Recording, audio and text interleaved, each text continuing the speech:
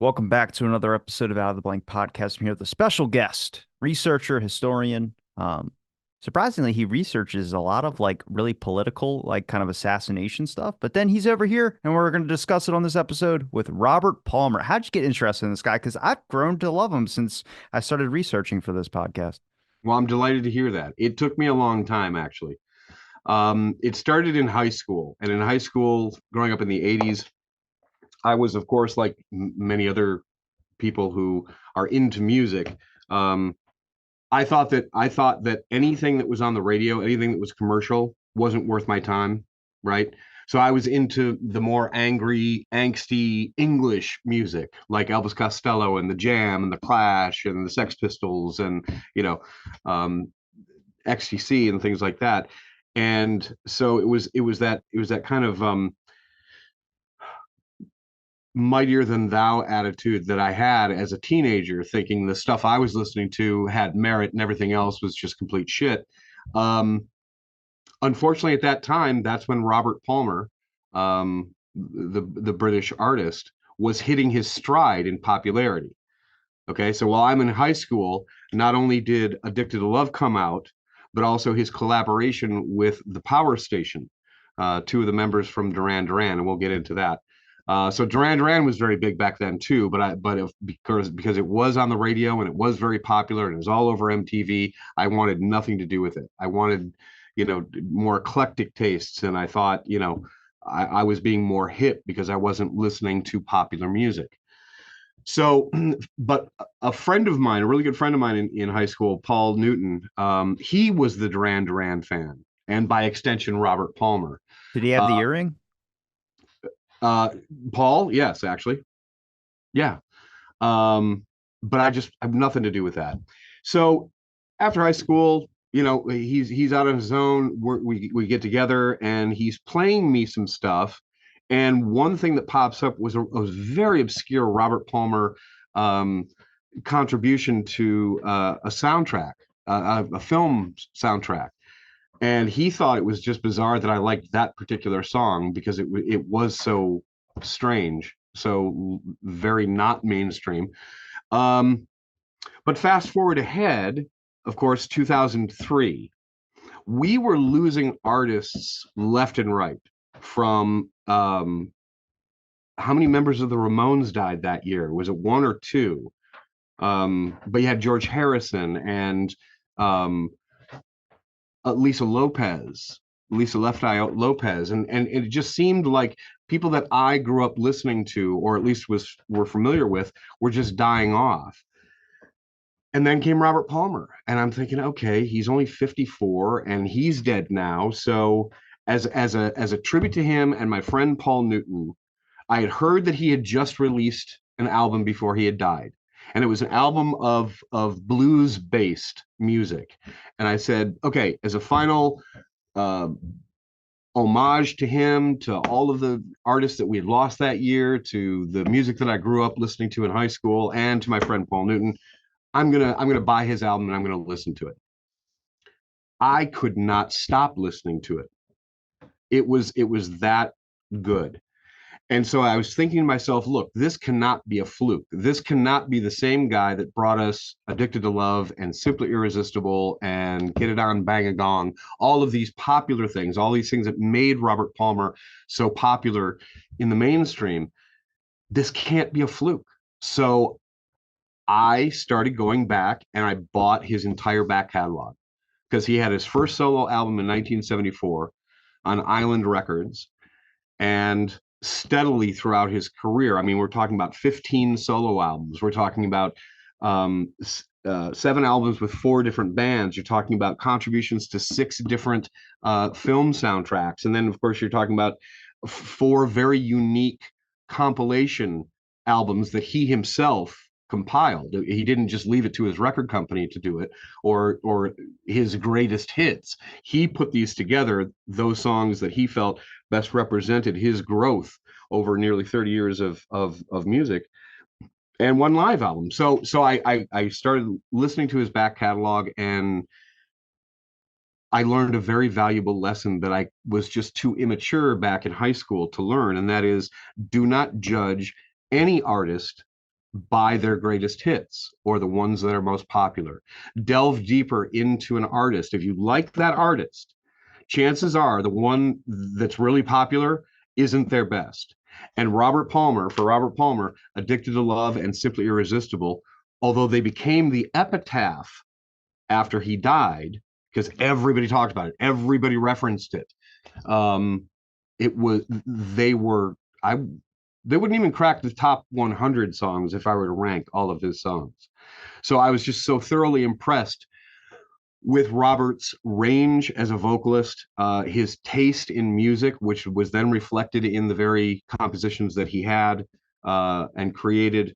The vast array of really good musicians that he surrounded himself with, both in the studio and on tour.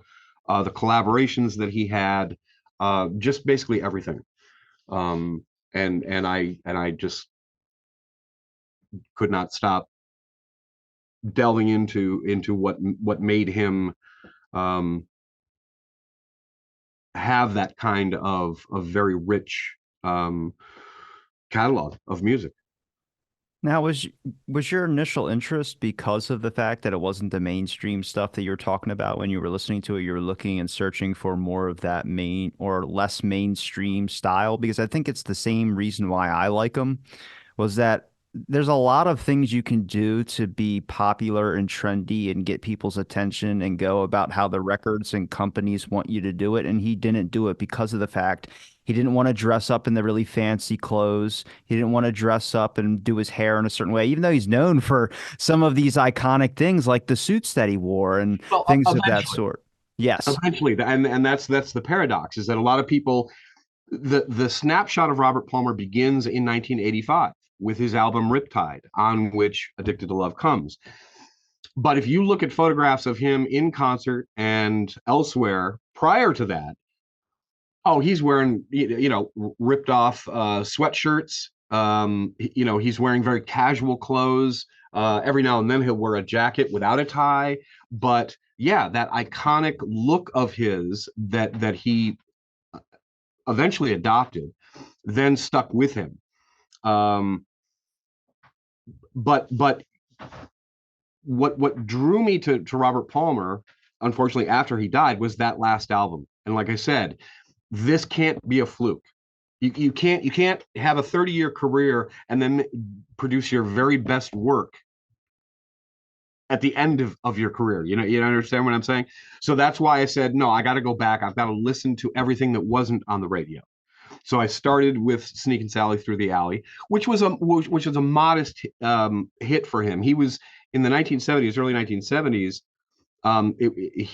He had like a cult following in the United States anyway, because he had very truncated tours. He only did, 12 shows, or, in little corners of the United States. And then that was a success. So he did another one. Um, but I think part of that cult following was he employed the group The Meters from New Orleans. Um, Very New Orleans funk and um, soul that he admired so greatly. So on his debut album, he's being backed by The Meters, which very popular at that time. Alan Toussaint, who was a legendary New Orleans pianist and composer himself, and Sneakin' Sally Through the Alley. That song is an Alan Toussaint original.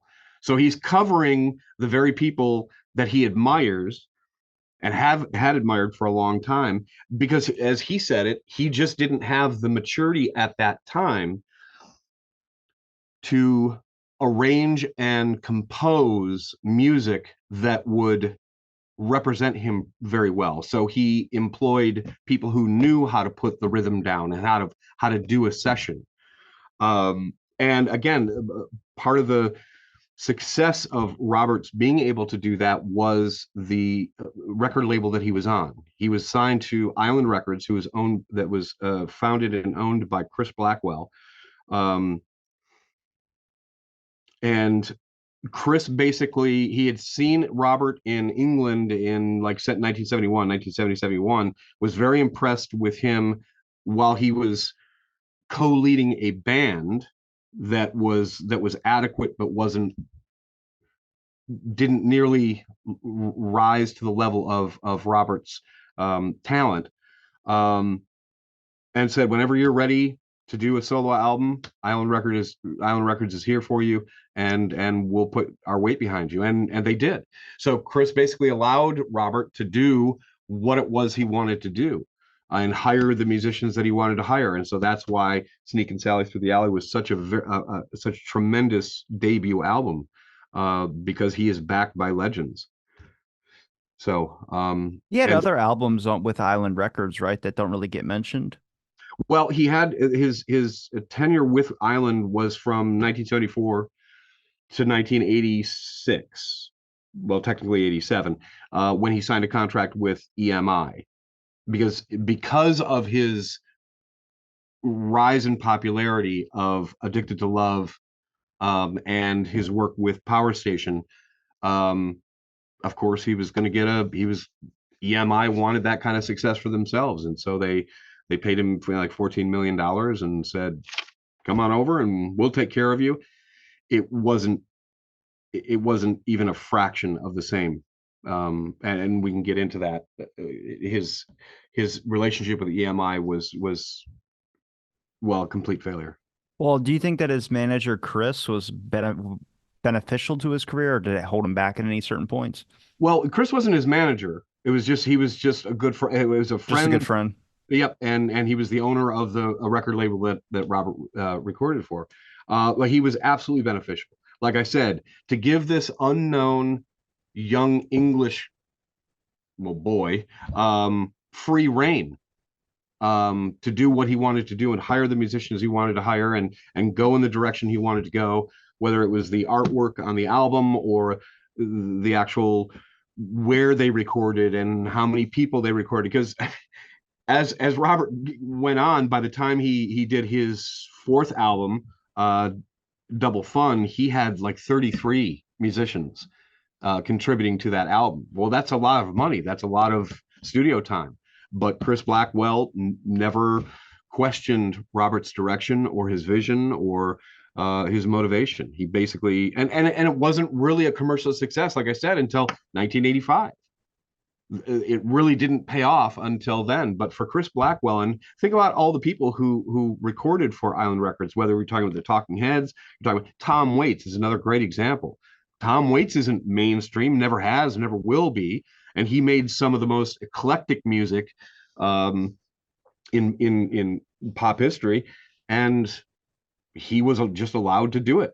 You know, and that was the good thing about Chris Blackwell. If you had his um, if you had attracted him to the label, he basically put everything behind it and didn't question it. What about Robert Palmer? Like, how did he get this whole, like, what's his background to be able to get this kind of decision or just path for music? I mean, I know his dad was like a service something, blanket on exactly what the official job title was. It was a bit suspicious where I saw it. I was like, that's interesting that there's this intelligence thing to him. Um, He was well, to in just regular parlance, he was a spy. He was in naval intelligence for in England, British naval intelligence, and so he moved around a lot and took his family with him. And Robert was born in a small textile town in England called Batley, and they moved to Malta in the Mediterranean, and it was basically a port for, well, dozens and dozens of countries. So Robert grew up in this idyllic island in the Mediterranean where he's getting all different languages and cultures. He's just being inundated by it. Friends, and his parents liked to host parties, and they had a tape to tape, a reel to reel tape deck. So they would record music. They would listen to Armed Forces Radio, which was just a wonderfully eclectic mix of music at the time. And so Robert was brought up on a steady diet of not only different music from different parts of the world, whether we're talking about North Africa and you're talking about the Middle East and you're talking about Europe, all converging onto Malta. But he was also able, because of armed forces network, he was able to listen to American music, and so he was most immediately drawn to soul music and rhythm and blues. So he's listening to Sam Cooke, he's listening to Otis Redding, his favorite singer, but also the standards of the time, like Lena Horne and Billie Holiday and Frank Sinatra and Nat King Cole. And this is what formed his love for music and different rhythms and styles throughout the years. Did he ever get involved in the counterculture?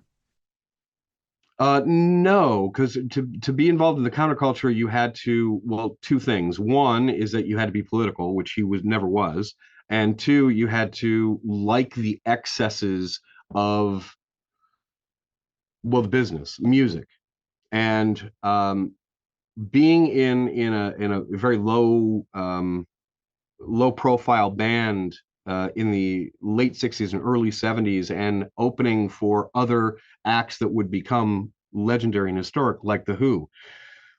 His band opened up for The Who a lot, Jimi Hendrix. Um, he saw firsthand what the counterculture uh, offered, whether it was the drug use, whether it was the destructive parties, drinking to excess, all of the excesses of rock and roll that he saw, and it completely turned him off. So he was, you know, Well, I don't think you have a choice if you become involved in the counterculture. If your music somehow strikes a note with some of these people that are involved in it and they just start listening to it over and over again. I mean, for me, I'm surprised he is under the radar in a lot of respects. I mean, not under the work that he's done, if you really look into what he's done, but the fact that like a lot of people don't know who he is. But like you mentioned to me, you know one of his songs.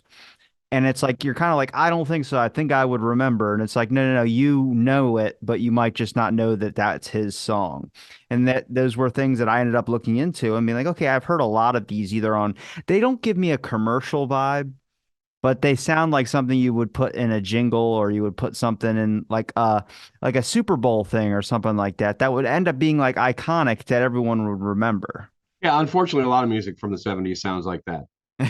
But yeah, but even something like he had a moderate hit. When I say moderate here in the United States, but very big in Europe on his 1980 album called Clues.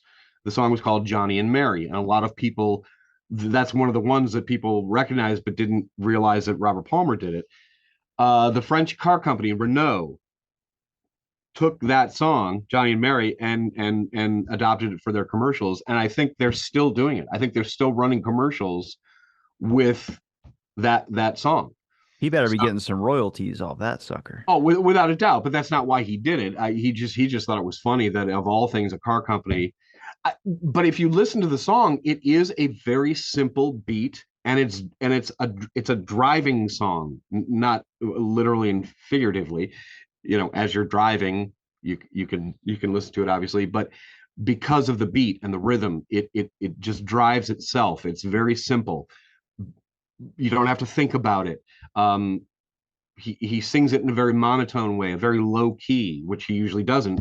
So it's just, you can see where that kind of thing would work well for a car commercial. Now, all it's interesting you mentioned that his family was open to like having different people over, and there he was around a lot of different languages and things because there was this inspiration that he had for looking at art and culture and other things that I think definitely influenced his music. I mean, you can look into it, and I'm sure people can fight the card that he might have stolen somebody's culture or something like that. But if you really examine from someone who actually is more involved in, I would say, not a higher form of thinking, but actually looking at how the times change. I mean, the issue or the thing is with his 14, I thought it was 14 solo albums, not 15. But if you look at those, it's not necessarily just like I got to put an album out there. It's like I want to make sure my fans get work or get something from me music wise that they love. And that was interesting to me because I'm sure there's a large cult following that still follows Robert Palmer. But to be able to know, like, I don't care about being Kiss or anything where I have to dress up in all these super fancy clothes or Not even fancy clothes, just really stuff to get people's attention. Yeah, yeah, we're gonna get you looking at us on every single camera. He was like, no, people like my music and I want my music to stand for itself. And I'm gonna make an album. When I make an album, I want the fans to know I'm still thinking about them and I appreciate the support. Absolutely. Yeah, all that, all the excesses, that's just an artifice, and that's not what you should focus on. You should just focus on the music itself. And as Robert said so many times, is that he's trying to communicate with his audience through his music a whole range of emotions. That's why his shows were eclectic, and of course his albums were eclectic. Um, he was often criticized for putting a standard ballad on an otherwise synth pop record, or just a pop music record. You couldn't pin him down to any one genre. Well, that's the whole point, is that he grows up with all of this really rich music, and it of course influences him. And um, I'm not going to say he predates the popularity of things like reggae or Caribbean music, but it was certainly an influence on him right from the get go. Um, and he talks about the difference between, you were talking about appropriating culture, but he wanted to re-illuminate certain traditions of music. That's why he liked the standards. That's why he did a whole album in 1992 called Riding High. It's just a complete album of all of the 30s and 40s standards that you heard by Nat King Cole and Billie Holiday and people like that. He wanted to re-illuminate that and convey the whole range of emotion that certainly his audience is going to feel um, through that music. And so when his fans do go to a show or when he does release an album, yes, he had that in mind, of course. What is it he wants to communicate and how well is he communicating it? And that's what I think was overlooked or overshadowed by the popularity of, like I said, those two in particular songs. Did he ever, how many interviews did he conduct, like about his music and about his life? It's been an interesting journey trying to uncover whether you're talking about print media or you're talking about on the radio or you're talking about filmed interviews. Um, you can just imagine that, especially in the 70s and the 80s, whenever an album came out, of course, the record company is going to try to promote that as best it can. So it's going to release press kits, which I've collected over the years for each of his albums. Um, in 1990, he did an electronic press kit. It was a filmed interview with him in talking about the album that he had just released called Don't Explain. So you have materials like that. Certainly in the 1970s, when he was first beginning, he was doing a lot of radio uh, interviews because nobody knew who he was. And of course, he's a big fan of not only the Meters, but also he's working now with Little Feat, another cultish band of the 1970s that he worked closely with and did a lot of shows with. So he did do a lot of interviews. But how come no books? How come no documentaries that I can be able to find and view? That is an excellent question, and not only that, but he still has not been nominated for Rock and Roll Hall of Fame, even though he has two Grammys. And he has a star on the Walk of Fame. But apparently, he's not good enough for the Hall of Fame. But this is what I'm talking about as far as things that overshadow his career and some of the other accomplishments that he's made and contributions that he's made. Um, but you were talking specifically about what? Books and documentaries and things that I don't know why. I don't when I started, the very first person that I spoke to was Donnie Wynn. He was his longtime drummer from 1979 to 1995. And it was serendipitous that I started with Donnie Wynn because we spoke for almost 30 hours. And really. he it was cathartic for him to be able to talk about this because it's not that he hadn't been interviewed before, but nobody had interviewed him for a book on Robert Palmer. um And so for the first time being able to talk about this and to share his emotions and everything that happened, not only in the studio but on the road, they became very, very good friends, very tight friends. um, I was honored that he trusted me with those stories and the legacy of Robert Palmer. But that was the foundation because I had nothing else to go on. So it was just fortunate that I had somebody with such good recollect, who had such great stories, who had an encyclopedic knowledge of the music of the times and the culture of the times, to then be able to launch into other interviews. He gave me the questions to ask of other people as I went forward. But no, I because he has such a rich um, history and um, back catalog and just his career. Um, yes, I'm completely surprised that nothing exists out there. What And, stories? and as a matter of fact, even the robertpalmer.com, the official website of Robert Palmer, is woefully undermanaged. It's not even worthy of visiting actually, because there's really nothing to it. Um, What do you mean?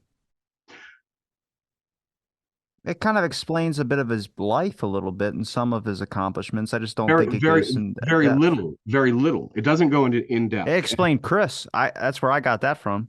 Okay, but fair enough. But Chris Blackwell just released a book, so I mean, Oh, you get everything you want out of Chris Blackwell's own book. You don't need robertpalmer.com to do that. But it's, and especially given the social media today and the way websites are created and produced, there's just no excuse for him not for that website not to be the place to go for information on Robert Palmer. It's not. well, a lot of these rock stars, the legacy lives up to the fans to create blog sites and post sites about them. Most of the people like Elvis Presley is a good example. A lot of the best information comes from people's blogs and posts Without a and doubt, without a doubt. And even the other Elvis Costello, the best sites are fan sites, because they take the time and the effort to collect all this, which of course I have, but I haven't created a website, so I can't really cast stones. Anyway, it's inexplicable that there is not a good website, either a fan-based website. There used to be, um, but this was back when Robert was still alive. This was in the early 90s. I don't know why it went under. But yeah, so no books, no documentaries, no real websites to speak of. what about stories that you've heard that you find interesting that might get new listeners or people that want to look into Robert Palmer's life a little bit? Well, these are stories that he shared with me that I won't necessarily share. The drummer. Yes.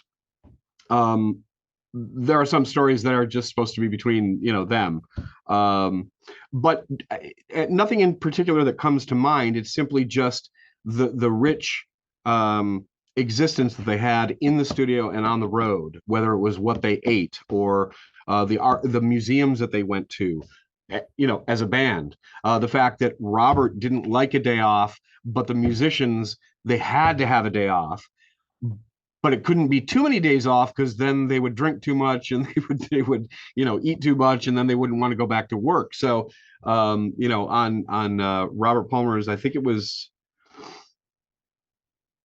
the Addicted to Love tour that he had in the United States. He set a Guinness record for how many consecutive days in a row in different cities. I think it was like 120. It was just maddening. But by the time they were finished with the tour, they were all just so honed in. They were so on target. They never sounded better, because I mean, the more you do something, obviously the better you get at it. And they were just, and because they did so many concerts in a row and really had to focus and perform well, they just became a really badass band by the time the tour was over. Did it surprise you at all that he had that type of focus while being a celebrity or being a rock star? Well, see, I don't think he would have considered himself a celebrity, defunct. How's or not defunct? Well, By most normal people don't, but by default, because like I said, he avoided the excesses of rock and roll. He avoided celebrity parties. Whenever he was in LA, of course, he would have a lot of people wanting him to come to a certain club or a certain, restaurant just so he could be seen. He didn't want any of that. I think one of the most telling things about Robert and his lack of embracing the rock and roll lifestyle is in your research before this podcast, did you ever see a picture of his wife Sue or his I haven't children I haven't seen his wife. Um, or his children Jane and Jim? no, I was looking, I didn't really look a whole lot of photos. I was more trying to dive into what made him so popular and what made him kind of have this kind of like I know a little bit more about his albums. I know a little bit about the power plant stuff. I know he joined Dada in 1970, which I thought was interesting. That was just an interesting tidbit for me. But my point is that you can't find any photos of Robert and his family. He was that guarded, and I don't know how I he. figured his wife was the lady that he had like three times in one of his videos because they're shot really weird, and it's like it makes me think of like European videos when you're watching it. You're like, is this the Autobahn? What the fuck am Well, I? it depends on which video. Because if you're talking about the videos from his first album, like "Speak and Sally Through the Alley," it's actually the wife of his manager. So It's Chris's wife? no, because remember, Oh, Chris wasn't his manager. his friend. His name was Dave Harper. So it was Dave Harper's wife that appeared in the earliest videos. But the later videos, like with "Addicted to Love" and "Simply Irresistible," "I Didn't Mean to Turn You On," no, all of those are just models. His music, though, is interesting because it does range wildly, which I think is kind of different. Like I was listening to, I think it was Addicted to Love, and then I listened over to, I thought I had it written down. Um, I think it was the one you mentioned. You mentioned three a second ago. Addicted to Love, and then you mentioned I didn't mean to turn you on is I is didn't mean to turn you on was the one I listened to. They're not super different, but they're different enough to where I'm like, am I listening to the same? You know what I mean? Like there's weird styles. Like usually people don't change like that much unless it's like an over a long time period or something like that. But he was like, no, this sounds cool, and this is gonna sound cool. well, the funny thing about that is the whole doing the "I Didn't Mean to Turn You On." It was a hit that was written by two men and performed by an artist by the name of Sherelle. So Robert thought it was absolutely disgusting that two men wrote this song basically about a woman talking to a guy and saying, I didn't mean to turn you on. I didn't mean to lead you on, even though we're back at my apartment and you want sex and I'm not going to give it to you, or, that kind of thing. He just thought that was because I think Sherelle at the time was like 16 or 17, when she's singing this bombast of a song, right? So Robert thought, but what if it was sung by a middle-aged man to a girl? you know So I different. turn you on, right? You flip the switch, flip the script, and it just it then becomes just a becomes funny. So he did that as a lark. He did that just so he could not be so appalled by th- that image, and flipped it around and Did just. he? Did he have a lot of depth with any songs that you found interesting? At least like us, that's a good story about that one. But or did he have any changes or adjustments to things that necessarily didn't follow like the trending same style? It just kind of went to this whole, oh, he put his own spin on that and it was actually better. Yes, more than a third of his catalog were covers, and he did covers right from the beginning. That is from 1974 on his very first album. And as he went through his career, obviously, if he does a whole album of standards, he did a whole album of covers. But name me a mainstream artist who hasn't. I mean, Joe Jackson did, Elvis Costello did. I mean, everybody does an album of stuff they really like, or they grew up with, or that means something to them. Um, Actually, Elvis Costello did several. Elvis Presley did a huge one. Yeah. So, but I would say that one of the Yeah, no, I'm going to say it's his best. Um, he did a remake of the Staple Singer song called "Respect Yourself." It was a big hit for them in 1971. It is a prophetic um, song. It's just a wonderful song, and there are little differences between Robert's version and the original version, but it that's what makes it so much. No, I'm not going to say better, but on the same level. He did not want to try any covers or any songs that he could not add something to. If he couldn't do it as well or better than the original, then he wasn't going to try it. That's why it took him so long to do a Marvin Gaye song, because you want to talk about somebody that he really admired and someone who influenced him. I mean, if you're going to do a Marvin Gaye song, you're going to go in, all in. Um, his last album called Drive, like I said, it was a blues based where he's doing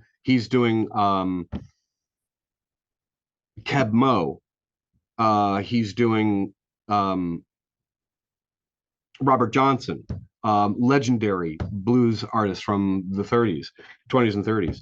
Um, but he also did a cover of TV Dinners by ZZ Top, and it is so unrecognizable because it's a swampy, bluesy rendition. It's just hilarious, um, but really well done. So all of the covers that he did from, well, oh my God, from excuse me, Little Willie John to Little Richard to Marvin Gaye to he even did an Otis Redding song. It wasn't the song I would have chosen for him, but Robert really did put everything he had into the songs that the covers that he did, because it meant so much to him and the artists that he's representing and channeling actually. um, the Marvin Gaye, he actually was a medley. If it's two songs stuck together, is that really a medley? But it was Mercy Mercy Me and I Want You, two Marvin Gaye songs that he did for his album called Don't Explain. He put them together because he recognized that they were both in the same, somewhat in the same key, so they went into, in and out of each other very well. um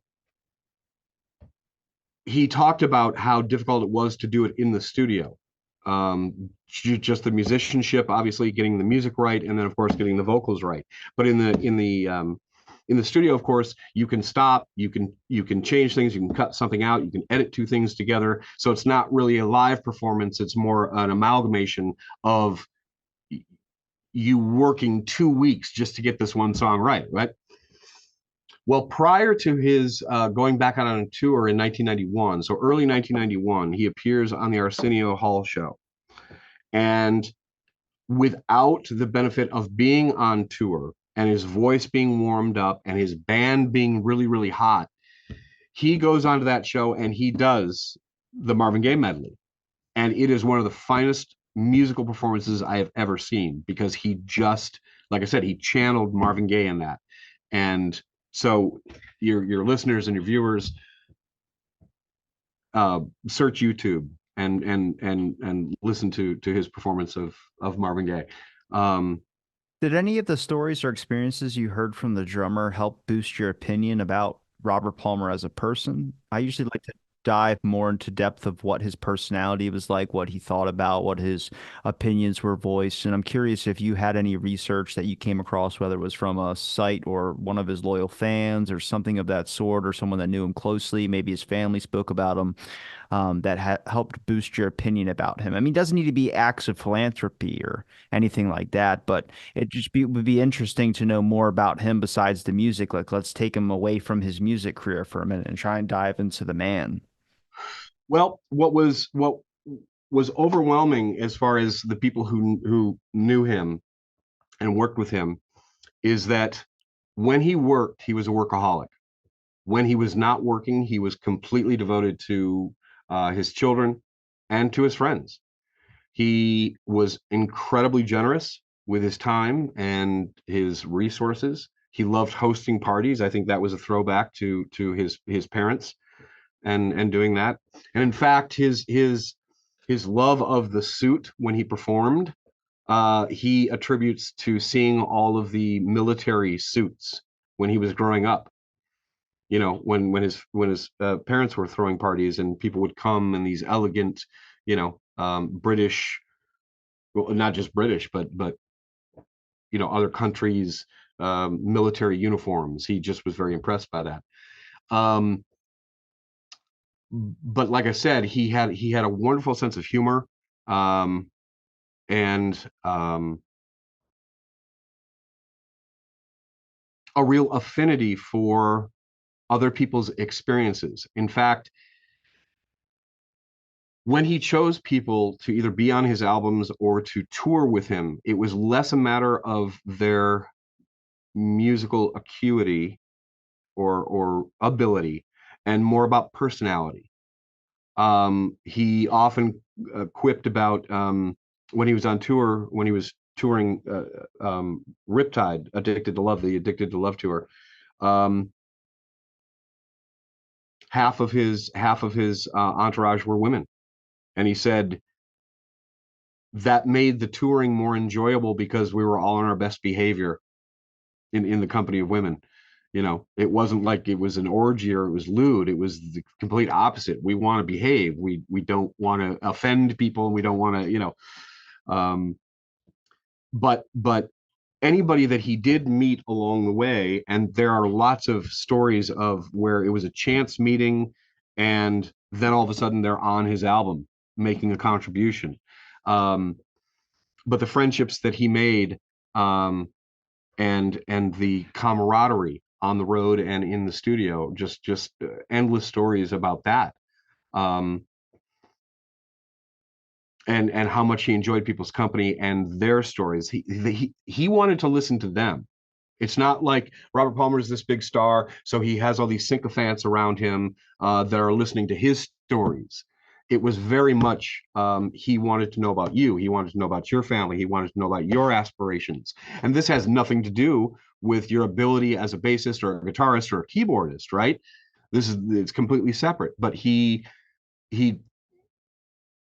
took the time to know the people that he was working with, and it just made for some very, very long lasting friendships, and I think that could only help the atmosphere and chemistry in the studio and on the road. I can't imagine how difficult the road is, especially when you have um, a big tour staff. I'm not talking about the band. I'm talking about your roadies. And if it's a huge production, and you know, I can't imagine being on the road all the time, and the challenges that presents, and the physical toll, the mental toll. Um, I think this is one of the reasons why he was very much into uh, conversing with everybody and having parties, and being able to have outlets so that they could stay fresh and they could stay interested in the project and what they were doing at the time. And so I think that basically sums up. Do you think his experience would have been different if he was American? That's an excellent question. I think, having spent a lot of time in America, especially when he came over from England, when he signed from Atlanta, from when he signed to Island Records, and he came to the United States in '74. He lived in New York, in Greenwich Village, and while he wrote there and cut his albums there and produced there and that sort of thing, he admitted that he could not turn down the life, the nightlife of New York City. He was entirely too tempted to go see a show, or to go see, to do something in the night as opposed to working, right? So he had trouble saying no to the nightlife of New York, and so that's why he wanted to move away from the States. So I think had he stayed in the United States, I think he would have become very much a part of, well, whatever metropolis he was living in at the time. Why did he smoke so many cigarettes? That's a UK thing. You know that, right? Oh, it was the How 60s, and many did he smoke a day? he it varies. The source varies, but probably up to between 2 and 3 packs a day. That's fucking intense. How did he even have a Oh, throat to sing still? and he also smoked Dunhills, which is a very English cigarette, and those are quite potent. Yeah, that was at the time. Most of the singers that you can think of, the old time really amazing singers that you can think of, from Frank Sinatra to Ella Fitzgerald to Billie Holiday to Otis Redding to Robert Palmer, all smokers. Yes, I have no idea how they were able to do that, especially given the range that those artists had, and just how good they were. Like Johnny Cash could have smoked cigar after cigar after cigarette, and it wouldn't have done anything because his voice is just that deep range. But if you need to hit those high notes, cigarettes are not for you. Absolutely, which makes what he did uh, produce even more remarkable, especially when, like I said, his last album was when he was 54 years old, and he's doing a very delicate genre. He's doing a very, when I say delicate, it's one of the reasons why he never did blues before. I mean, he did rhythm and blues and he did soul, but he admitted that he did not have the maturity until he was 54 to understand um, the motivation of blues, and the to be able to understand it from that kind of level, at least a level where you can empathize and not sympathize necessarily, but you have to be able to understand it at to a certain degree to be able to render it something other than a joke. So it took him a long time, speaking to a lot of different people, doing a lot of different kinds of music before he was able to say, okay, I'm ready to tackle this now, and to do it in a way that um, is respectful and that is representative. And so then he gave it a shot. But you're talking about doing a Robert Johnson song, you know, um, that's one of the most impressive ones that I've ever heard. What made Riptide so special besides it? Like, I mean, it got #1 album on the US Billboard. It It was because, resonated with the US. yes, you're entirely too young, Robbie, to be able to remember that when a single would project an entire album. That's why they, at that time, you released a single, so that would boost the sales of the album. So people a lot of the times bought the album because of the single or singles, not because the album as a whole, all 8 or 9 songs, are really, really good. It's nope. We want that hit. We want the album that has the hit. And unfortunately, too many people ignored the rest of the material that's on Riptide. But Riptide is an excellent example of just how eclectic Robert was in his approach to uh, choosing the material for his albums, and like I've mentioned before, his desire to communicate through different human emotions and different human situations. The album starts off with Riptide, which is a Tin Pan Alley song from the 1920s. It's very moody, and it's very, think of the Gershwins, right? Which of course he did later in his career as well. Um, and it goes from that into basically um, synth pop rock. Um, to I Didn't Mean to Turn You On, to another really rocking song called Discipline of Love, which is one of my favorite, to a song called Flesh Wound, which has heavier guitar, because Robert Palmer was also a fan of that emotion, which was just heavy guitars, just, you know, distortion, and think Jimi Hendrix. Um, to Get It Through Your Heart, which was made popular by a lot of different people, but my favorite version was from Dinah Washington. So again, he's doing a crooner standard in the midst of all of this very frantic, um, up to date music, employing very heavy guitars, a lot of synthesizers, electronic drums, and acoustic drums, and it's just this, you know, panoply of sound that takes you on a different ride than just a straight path right through. This song sounds like this song, like, sounds like this song, like you said, Addicted to Love, and I Didn't Mean to Turn You On sound very similar. I think that has more to do with the production than the construction of the song. But it goes back to that myth that listeners need to have a straightforward path through a certain album to be able to get through it. I don't agree with that at all. And artist after artist has shown that that's not entirely true, and Robert Palmer is one of them. That you can speed up, slow down. You can get your heart racing to get your tear ducts going, all on the same album without compromising the integrity of the album. Or, like, an album has to be thematic. It doesn't.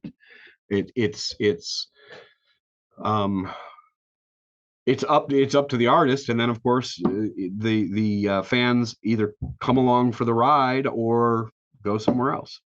And it was that simple. At least for Robert, it was. So Riptide was a commercial success because of Addicted to Love. I Didn't Mean to Turn You On was the other single, and then Discipline of Love was a single too.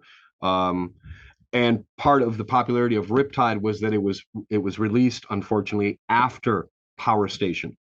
So when Robert um, collaborated with two members from Duran Duran and two members from the band Chic to make this one novelty album, the popularity of that album then influenced the popularity of Robert's album Riptide. Do you think MTV would have been a help or a hurt to his career? It was absolutely an asset. MTV was an asset to any artist in the 1980s because and again, you're a little too young, Robbie, and I'm sorry that you missed it, but MTV was a visual radio.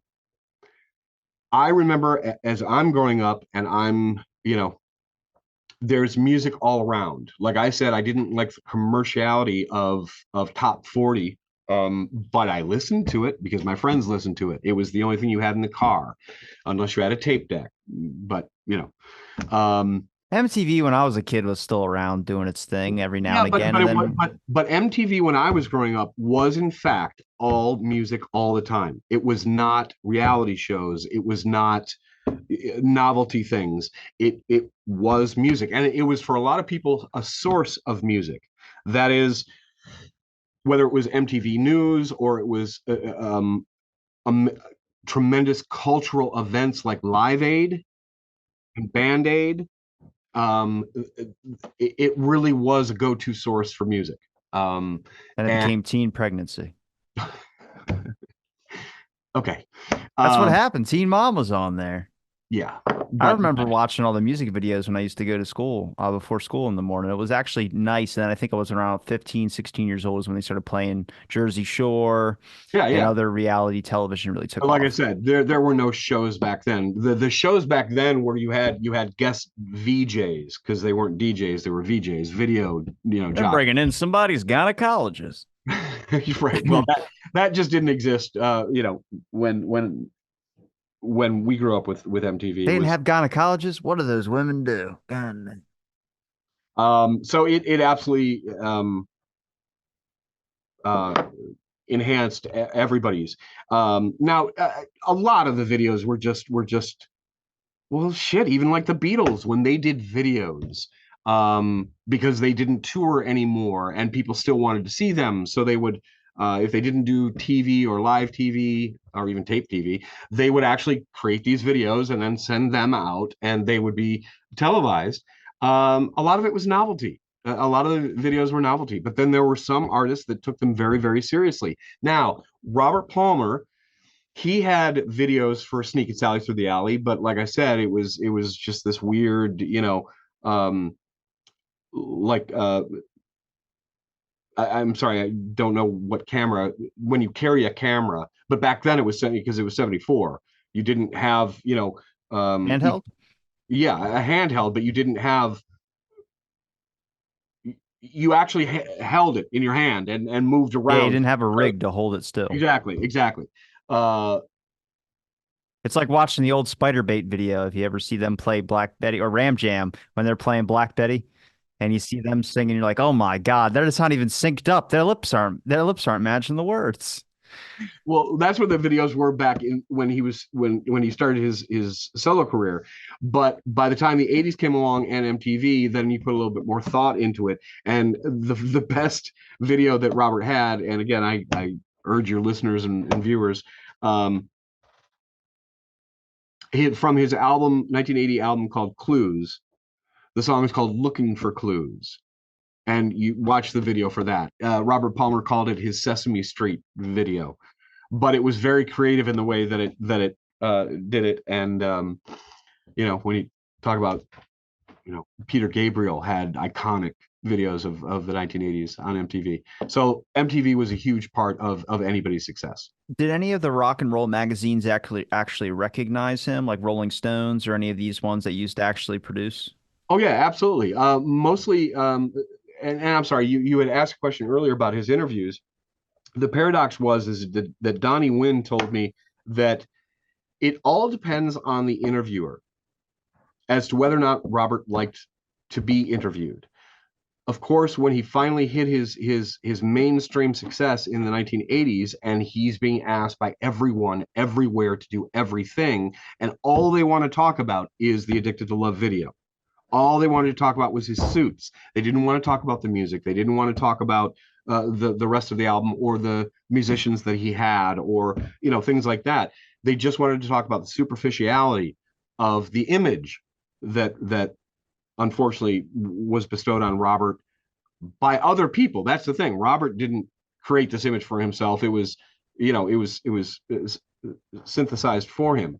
Um, but if you had a interviewer, mm, usually a European interviewer, that was thoughtful, that had done their research, and that were asking good questions, then he really enjoyed being interviewed. But otherwise, it was just the same thing over and over again. And he would, in fact, if he was that bored or that discouraged, he would actually make up things. He would actually make up nonsense answers that didn't mean anything or were completely untrue. So he had that love-hate relationship. I think with a lot of artists have that with media, but especially back then, um, there were some very, very good interviews that he did with some very underground magazines, because again, you're coming out of the 60s and 70s where it wasn't the mainstream press that necessarily did really good journalism. It was all the NME, of course, Rolling Stone, all those magazines, but also some very underground, lesser known magazines that really did some good interviews with Robert. Now, did his audience range, whether it's ethnicity wise or whether it's class wise? I mean, depending on the age ranges and things of that sort. I can't speak to that, just based on the musicians that he toured with, because I did ask them specifically about the differences in the audiences, whether it was within the United States, the East Coast, West Coast, North South dynamic, or Europe versus Far East versus South America. Um, but my impression was that it was an all ages group, whether it was young kids, because there was such an eclectic collection in all of his shows from the 70s um, to the 90s, because he didn't tour very much after that. Um, Different age groups, obviously a lot of women because he was a good looking guy, and uh, compared to Brian Ferry from Roxy Music a lot. Um, Blue Eyed Soul, swooner, crooner, well dressed, that kind of thing. Um, but I think the most, I can't think of the word. For me, it's perplexing You talk about his audiences, not necessarily the race demographic or age demographic or gender, but what appealed to whom. I told you that in the 70s, when he started his solo career, there was a cult following in the United States. I think a lot of that had to do with the fact that he was so steeped that time in American music tradition and using American legends to back him on stage and in the studio. And so there was that embracing of that. That didn't go over very well in, say, Europe, even England, where he's from, and he's considered British. Um, Even though Europe has historically embraced American music, whether it was R&B, whether it was soul, but for whatever reason, Robert Palmer's version of it didn't go over well in Europe. Fast forward to the 80s, specifically 1980, when Robert Palmer, started experimenting with this new electronica, this synth pop that was becoming very popular in Germany and in the UK, certainly in the United States. But when you think of synth pop, you think of Yazoo, better known as Yaz, Thomas Dolby, Kraftwerk, um, the Human League, so Robert fit really nicely into that, and made his contributions to the synth pop. Gary Newman. The funny story about Gary Newman is that, of course, everywhere he traveled, Robert was given music, not by artists who wanted him to try to get him to sign on their record label or anything like that. Like, they weren't sharing music so they could be discovered. It was back in the 80s, we made tapes for each other. All right. Um, People and so, still make mixtapes now. right, but just it's not nearly as ubiquitous or even the same. People don't know how to play them when you make them. You go, what the hell? There you go. What am I supposed to do with this? You stick a pencil through it and turn the sucker, rewind it back a little bit. Damn. And hold it up to your ear. Yeah, no. Yeah. But Robert received a lot of music from all the corners of the world, and one of the things that he received was this song, this synth pop song that he thought was really really cool. So he got his band to learn it, and he started performing it. And he had a date, a concert date in France, and he's hanging out in the lobby. Those were the days that artists could do that, just hang out in the lobby with everybody. And a guy walks up to him and says, that song you do, that's my song. It was Gary Newman, and the song was Cars, which was a huge hit for Gary Newman. Well, Robert didn't know that. The tape that he was given didn't give any, attribution. So Robert apologized, but Gary thought it was funny, and said, "Hey, you want to go to the studio together?" So they collaborated, and so a lot of the synth pop feel and tone on Clues was influenced by one of the influences was Gary Newman. They wrote a song together and performed a song together on that album. So, but that was huge in Europe. They loved it. Like I said, the Renault car company took Johnny and Mary and made it one of their commercials, and it was embraced in Europe, but it did not do well in the United States. Very weird. So his next album is Pride. It was also very synthetic. It was very electronic driven, because again, technology was advancing so quickly. You could do more things on stage. You could program things. If you wanted a sound, you could get a company to make that sound on a pad, and all you had to do was hit it. But Pride did very well in Europe and didn't do well over here. Then, of course, Addicted to Love came out in '85. Everyone loved it everywhere, more so for the United States than Europe. And it was the same thing with Well, the United States has largely been a rock culture for a very long time, despite all the new techno stuff. Like Skrillex trended okay over here, but if you look where Skrillex really trended was in Europe. It's where he was doing most of his tourings, was places like Germany and places like the UK that have a large following of people that are somehow just attracted to that music. I mean, maybe in Bulgaria and Romania you will get some rock and roll that goes over sure, there, Sure. Surprisingly, a lot of my friends from Bulgaria, they wear Kiss shirts. Like it's not just a trendy thing, but it's just music they love to listen to. I remember one kid asked me, "Hey, do you know who Metallica is?" And I'm like, "Jesus Christ, yeah, I know who Yes, of Metallica course. is." Yeah, exactly.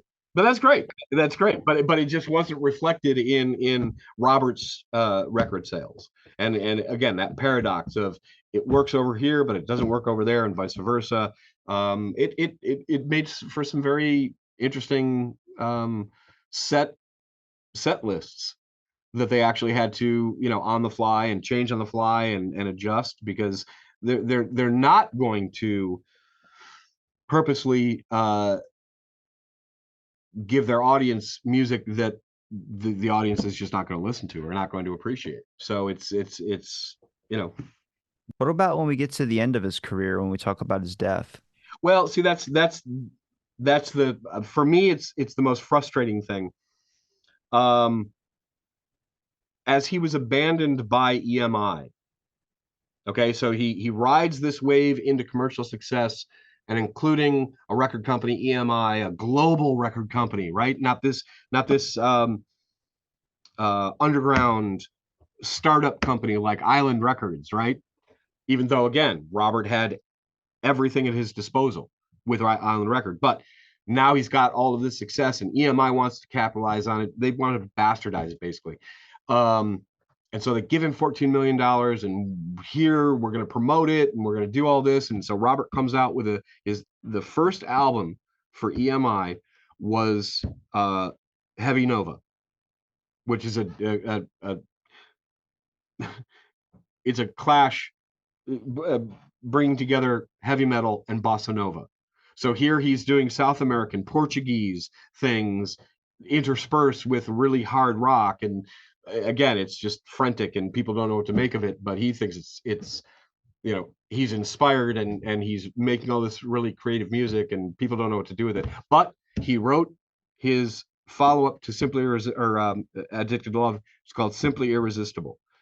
That was the other Grammy that he won. So EMI was absolutely thrilled that they gave him $14 million, because this is what he created for them on Heavy Nova. So yeah, we can we'll tolerate the standards that you throw in there. We'll tolerate your yodeling on one of the songs, just as long as you give us that commercial success of Simply Irresistible and that kind of thing.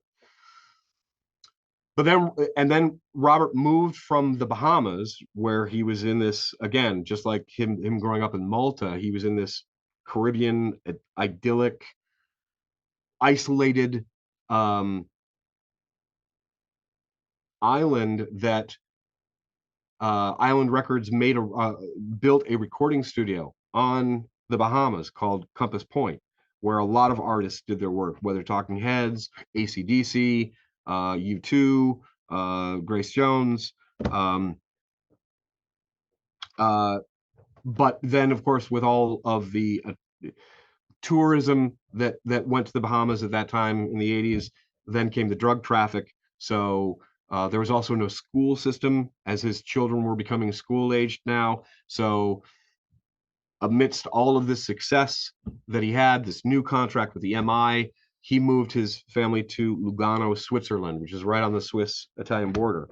And they built him a state-of-the-art studio. So that's, where he recorded a lot of his next album, which was Don't Explain, which was half pop music and the other half were standards, these ballad standards. And now EMI is going, okay, yes on the pop, easy on the ballads. What's the next album he creates? Nothing but standards. It's called Riding High, that he released in 1992. So now there's no commercial success anymore. Don't Explain didn't do very well as a whole album. There wasn't really a hit single from Don't Explain. Now he's doing Riding High, which is nothing but crooner standards from the 40s and 50s. Again, just a complete dud drop, even though it was something that Robert was very enthusiastic about. Then his last album for EMI was in 1994. It's called Honey. And again, very innovative, very cutting edge. Unfortunately, he was going through a very um, contentious divorce. It was taking a lot of emotion out of him. This was one of his outlets to be able to deal with it. Um, and once again, no commercial success, no real single success. And not only did EMI not give him money to do a tour, which was the first album he didn't tour, they pulled the plug. So now he's without a record company now. So he does a retrospective. I think it probably was contractual, a greatest hits, if you will, from the English. Uh, well, I don't know what company or which imprint EMI did this for, but he did a best of, and that's when he recorded the Staples Singers song "Respect Yourself," which was, I think, the best cover he ever did. So now he's on his own, doesn't know what he's going to do, so he does a few compilation albums that he handpicks. One of it's thematic, so it's his South American, African, Caribbean based music that he had done over the years and put it all in one compilation. Then in 1999, the record company was called Eagle Record, and I don't know what it was out of or what country it was out of. It was probably an independent label that he was able to at least have this one record released under. It was called Rhythm and Blues. And it's not rhythm and blues like he grew up with. The rhythm and blues that Robert Palmer grew up with was Atlantic records, like Ray Charles and Aretha Franklin and the Coasters and all of the imprints of Atlantic records. That was rhythm and blues. Robert was talking about the rhythm and blues that came out of the 90s and early 2000s, which I have absolutely no ear for. It does not resonate with me. And so his rendering of that for me was a complete failure. It was overproduced. The songs were innocuous. Um, didn't the writing of them, not just the compositions, but also the lyrics themselves were just not very good whatsoever. To this day, I listened to maybe one or two of them of the songs on that Which album. one? One is called Tennis, which is just a funny back and forth play on words of how a relationship, a love relationship, is like tennis. So I just thought that was funny. And then What, John McEnroe screams at you? now that would have been funny if if he had sampled some John McEnroe or other tennis players or even the grunts that they make. You gotta be kidding me. And then another one that was just a complete rip off of James Brown called "You're Not the Only One." Um, I do love James Brown. and then there were some well, so did he. And as a matter of fact, he in 1987 they did a celebration of the Godfather of Soul here in Detroit at the Taboo Club, now long gone. But this was in 1987. Robert Palmer, because of his success of 85 and 86, he was one of the guests. So it was like Joe Cocker and Aretha Franklin, all celebrating the career of Did you see his interview he did where he was high on coke? You have to watch it. It's on James YouTube. Brown. James Yeah, Brown. James Brown. He looks like a goddamn Thundercat. His hair is all, up like that, and he's wearing orange glasses. And the woman's asking him questions about his divorce. She's a reporter, but she's not caring about his music tour or anything. She just wants to know about the divorce that he's going through. It's like, he's like, "What? Huh? What'd you say?" And he goes, "Well, tell me about your divorce and everything." And he's like biting his teeth harder than you can, and like doing weird jaw movements where I'm like, he's on drugs, a lot of drugs. And I forgot what she says to him, but he was like, "I don't want to talk about my divorce. Let's talk about some music. I want to talk about some music." And he's like waving to people off screen, so he's not paying attention. And then he gets up and starts dancing. And they're like, "James, before you go, why do they love you? What'd you say?" And he goes, "Why do they love you, James?" He goes, "Who loved me?" He goes, your fans, why are the fans of it? I don't know, because I look good, I smell good, and I make love good. And she goes, oh, and he goes, ah, and just screams really loud for a minute straight. And you're just watching this like this guy is on something extremely. Oh, I have But not since seen that. I recommend it, but getting back to Robert Palmer, when he died though. He had just released an album, and it was the first album since his train wreck of rhythm and blues. Um, and in between, he did this very weird thing. He collaborated with a young Japanese artist by the name of Noroko, and she did a cover of the Beatles' "Drive My Car." Oh God, is it Yoko Ono's kid or No, no, no, no, no, no? no, You said no. Beatles, and then when you said young Japanese singer or something like that, I And then literally I said thought the Yoko Beatles, and Ono. then you went right, you know. I went immediately into Yoko Ono. That's the only one I knew. But he did the backing vocals for her for that, and I thought that was a really nice side project for him to do and to be involved with.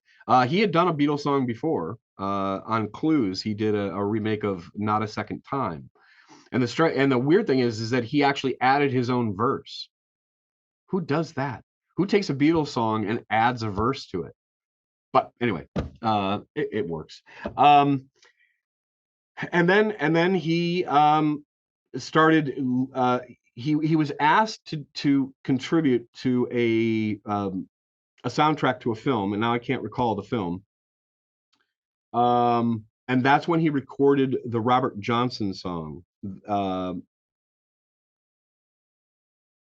"Milk Calf's Cow Blues," and um, he recorded that. And from that point, it was in 2001, and from that point he started listening to a lot of blues. I think that was a spark for him to listen to Robert Johnson and some of Elmore James and some of the other blues artists.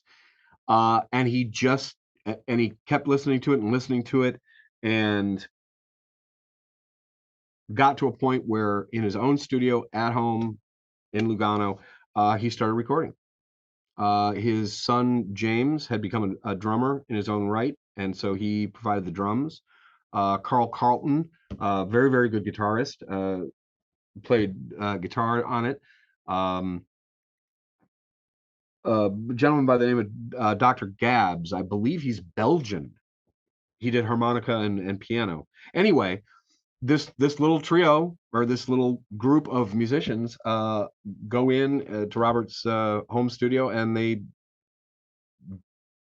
do a lot of different blues things. Robert had wrote his own material for the album. I think there are 3 songs that he wrote himself, but the rest are covers of mostly blues. But like I said, a ZZ Top one is thrown in there. Um, and he creates an album called Drive, blues bass, which he had never done before, and releases it himself, and actually reaches number 10 on the blues charts. Number 10. He hadn't had that kind of success in well since the 80s.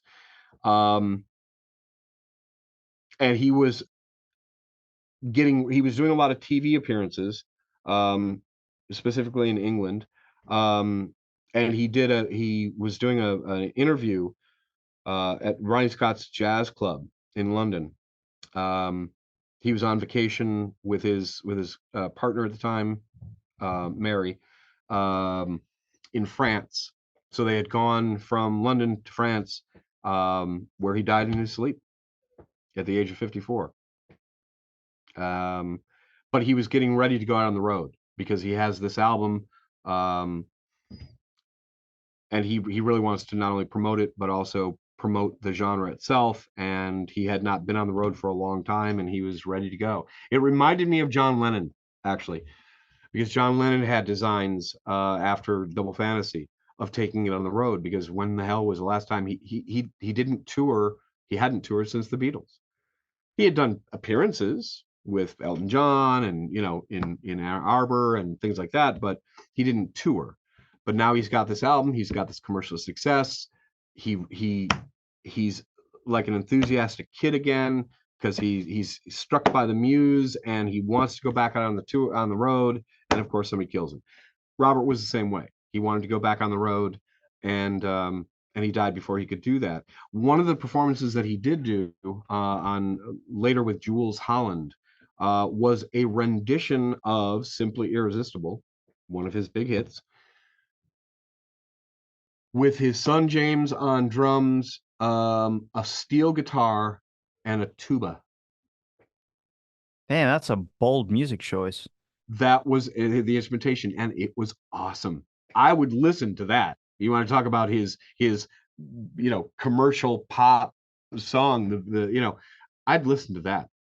So I think that he would have taken a very eclectic band on the road, something that he had never done before. That is uh different instrumentation where you're mixing horns with, um steel guitars and acoustic guitars and piano and harmonica. And I think he would have then rendered his older songs in a new and very exciting way. And unfortunately, he just did not have the chance to do that.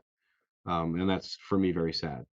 But he left a wonderful last album. Well, finishing up on a wrapping point here, but what would be your message to anyone out there to just look up into Robert Palmer and try and understand his life maybe a little bit and kind of the interest that you have where you're being able to have so much information about him? I mean, they don't need to necessarily go to the same extent as you, but I think a lot of people will find a lot more things under the surface if they can really figure out, first of all, he wrote this song that you know, and then when they go and look into him and realize that his life was so eclectic of all this different wide variety of things. It was reminding me a lot of Elvis, how he was involved in so many things and why he had so many fandoms. No, absolutely. Unfortunately, what yeah, I don't recommend anybody doing 20 years of work and trying to, locate print interviews If they're and bored, oh, sure. But they're spend less really, time on TikTok. I fell asleep with that damn app open for 7 hours and I was wondering what the hell they got from me. yeah, yeah. But there is enough actually that Robert relays for you guys. Um, so what I recommend is a few things. If you are not familiar with Robert Palmer, and when I say you should go to this, I was telling you, Robbie, earlier, Spotify does not have any of Robert's compilation albums, I don't think. I mean, the ones that Robert did, because Robert owned his own back catalog. No other record company owned it. He was able to make sure that he retained the rights to his entire catalog. So when he did compilations, they were very purposeful. They weren't just a best of for the sake of well, I need to generate some income. Um, but the ones I'm talking about, I don't think are on Spotify. His last two albums, the horrendous one, Rhythm and Blues, and his last one, Drive, are not on Spotify. So I don't know where you get it, whether you actually get it digitally from, say, Amazon or actually buy them. I'm old school, so we actually buy the CDs. But if you know nothing about Robert Palmer and would like an introduction and would like a glimpse of Robert's own recollections about his music and why he chose to do these or what inspired him to write the song in the first place, um, uh, one of the sets of compilations is called Addictions, Volume 1 and Volume 2. These are the songs that over the years he recorded and appear on an album, but he's redone, whether he's redone the vocals or he's redone the production or he's had other musicians come in and do overdubs on the original recording to make them, I don't know, more urgent, more contemporary at the time. But the liner notes are very, very good because he explains each song as they originally appeared on the album and then now as they appear and what he did differently and why. The other one is called Woke Up Laughing. Um, and this is a collection of alternate versions and remixes of songs that he had done throughout his career, but that are Caribbean,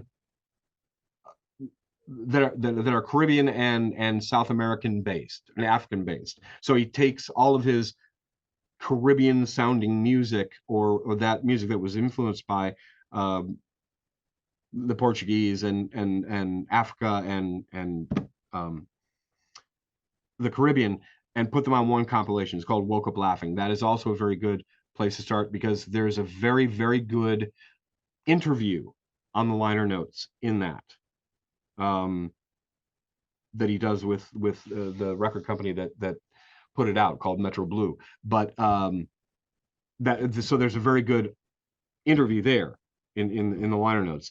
The other one is called The Best of Both Worlds, the Robert Palmer anthology, that goes from 94 or 74 to 2001.